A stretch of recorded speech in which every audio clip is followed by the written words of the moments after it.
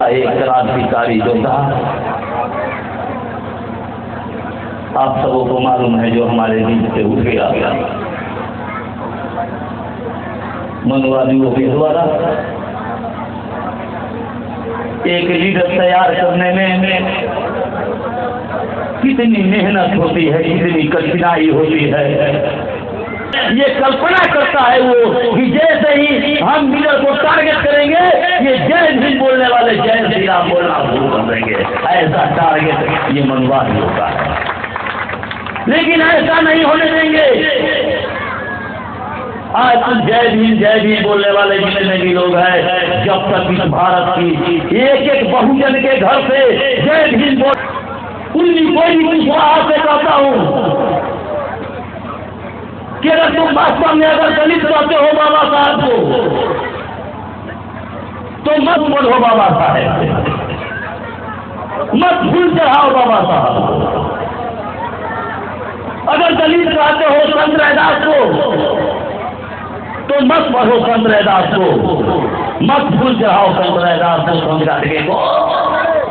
लेकिन वास्तव में तुम अपने आप को अगर तो क्षत्रिय कहते, इस भारत की भूमि से दो ऐसे शख्स आज तक हुए जिनकी दुनिया में सबसे बड़ी डिग्री DOC की जो डॉक्टर ऑफ साइंस की डिग्री इस भारत की भूमि से दो ही व्यक्ति को मिला, एक बाबा साहब भीमराव अम्बेडकर और एक पूर्व राष्ट्रपति के.आर. नारायण।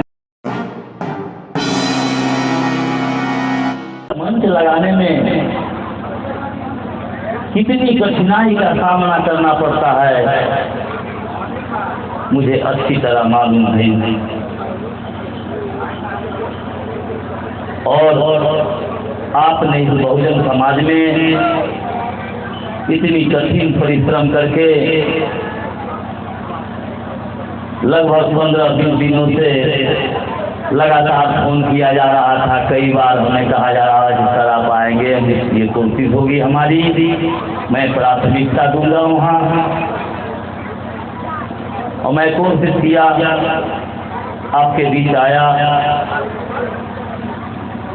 आपने बाबा साहब की जयंती के अवसर पर आपने बहुजन समाज में एक ज्ञान का पाठशाला लगाया है, ये बाबा साहब की जयंती के अवसर पर।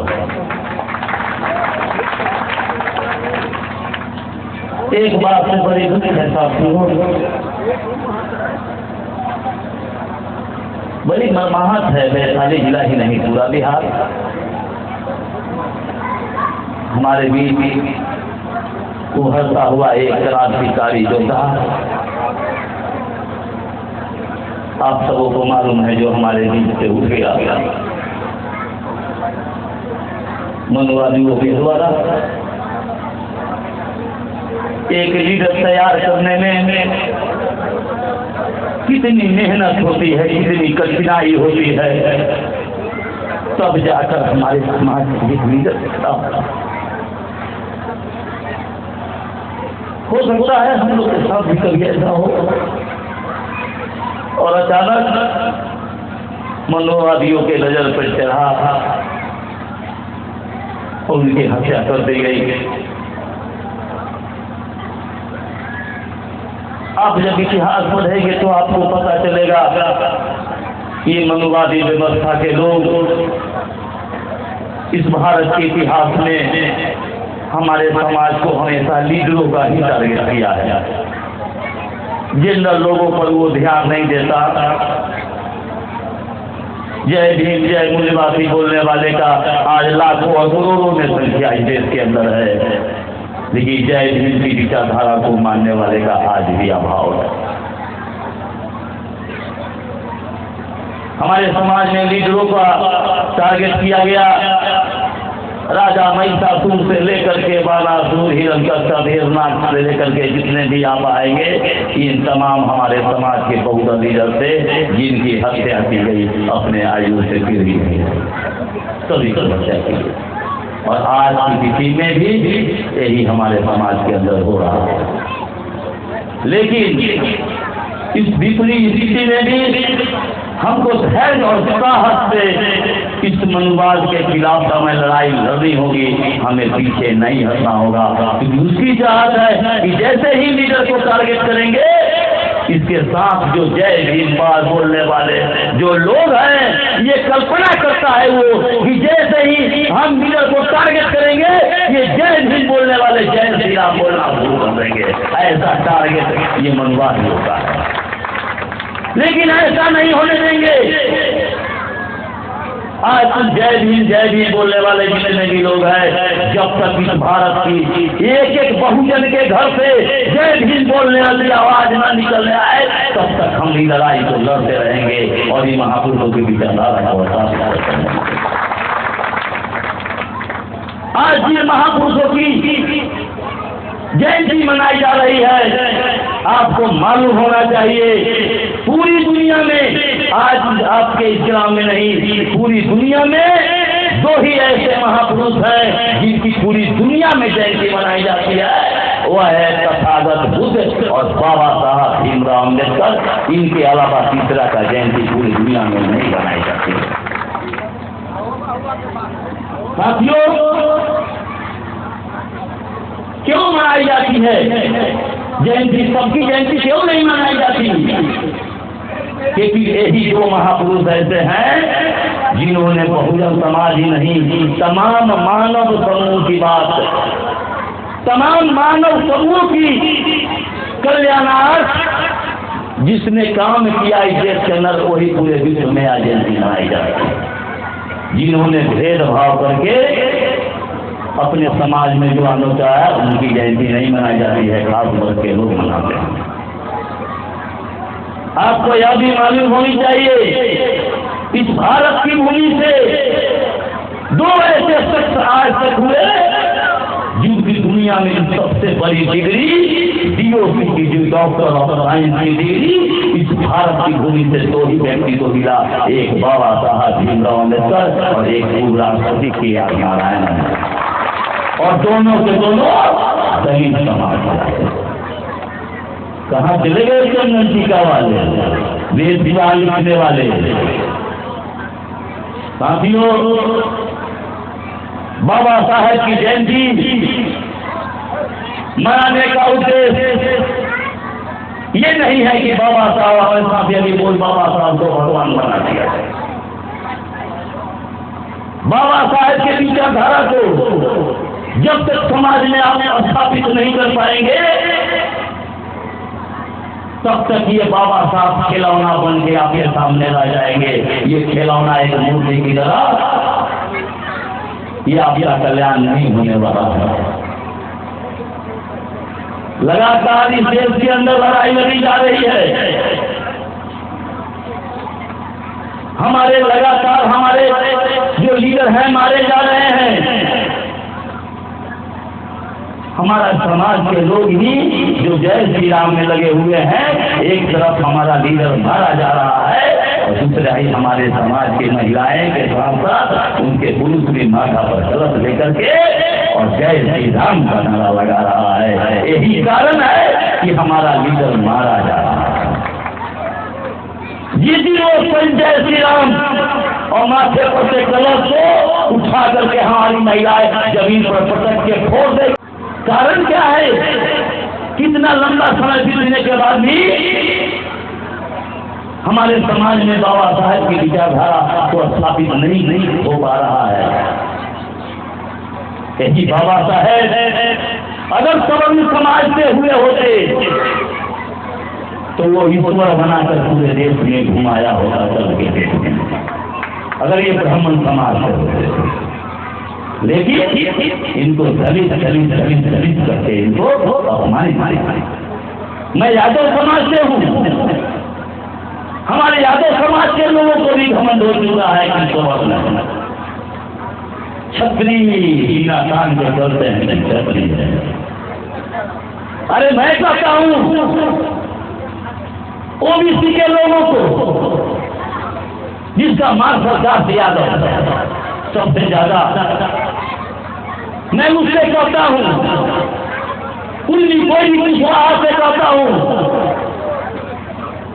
कि अगर तुम वास्तव में अगर दलित कहते हो बाबा साहब को,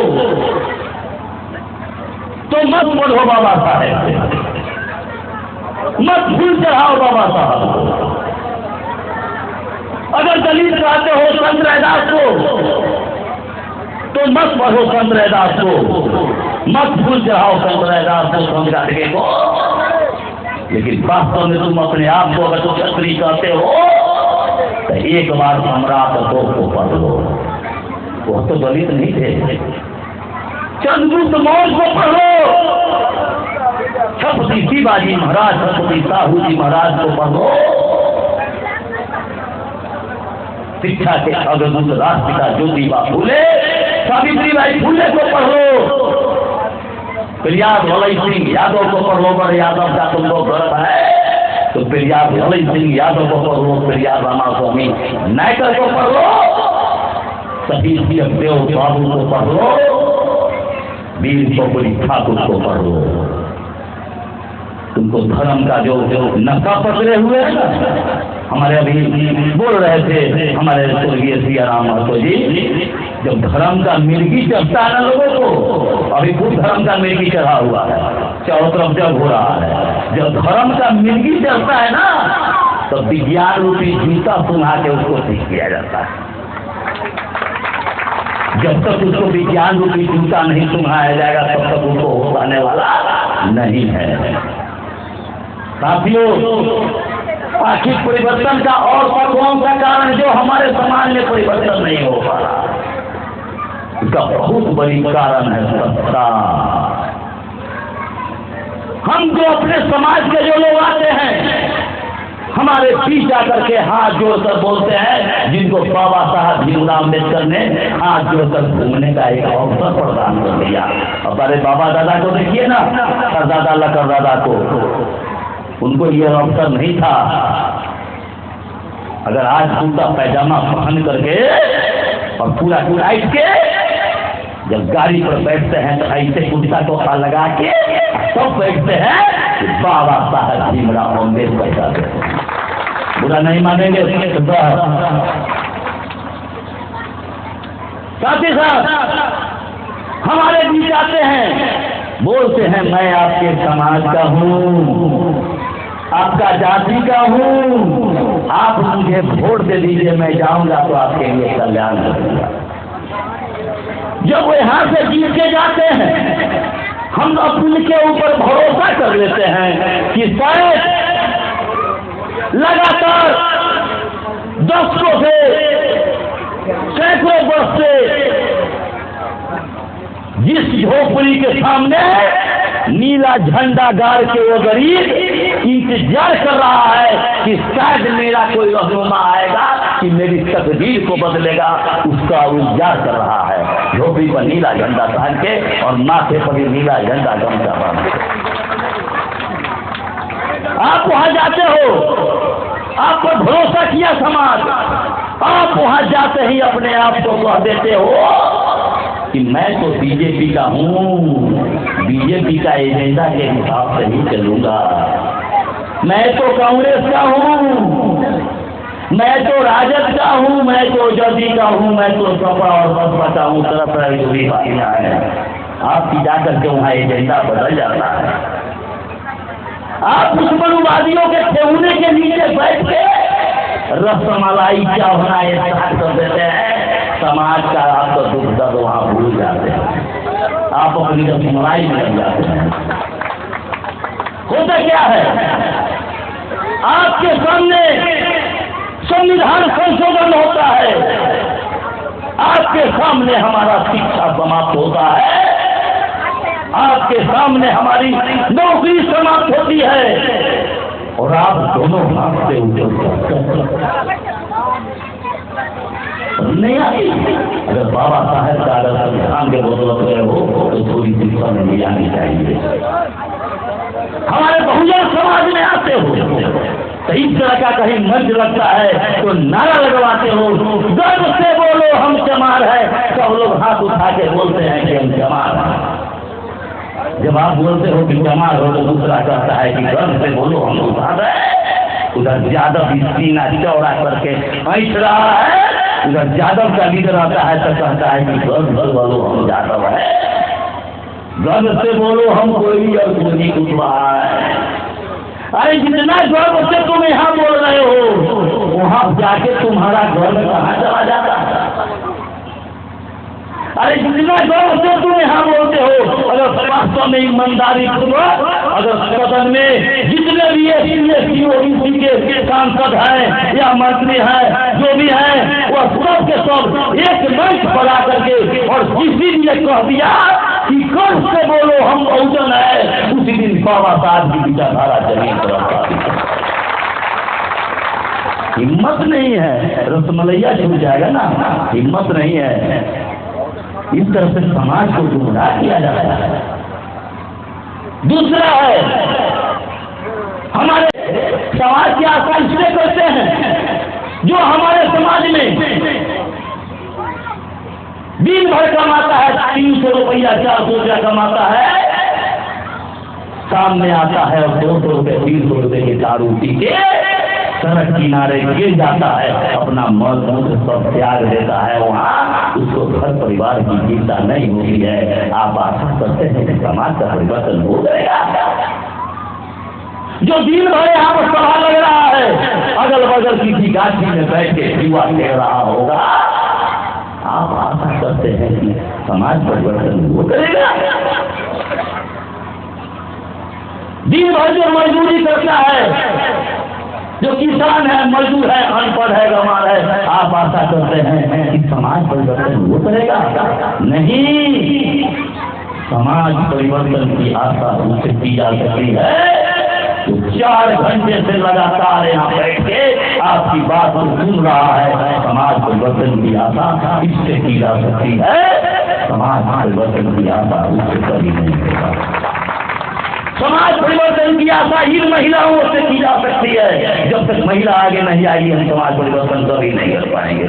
महिलाएं ही क्रांति की है भारत के इतिहास में, तब समाज परिवर्तन हुआ है, यानी व्यवस्था परिवर्तन हुआ है। महिलाएं जो बैठी है वो महिला क्या समाज परिवर्तन करेगी? जो कल माथा पर कलश लेके जाके दिन भर धूप में खड़े होते, अरे कभी आप पूछिए भी तो ठीक है आप कलश उठा लीजिए, लेकिन आप शीर्ष न्यूज का वीडियो को ज़्यादा से ज़्यादा लाइक करें, कमेंट्स करें और ज़्यादा से ज़्यादा शेयर करें, चैनल को सब्सक्राइब करें और बेल आइकन ऑल सेलेक्ट करें ताकि आपको वीडियो मिलता रहे। धन्यवाद।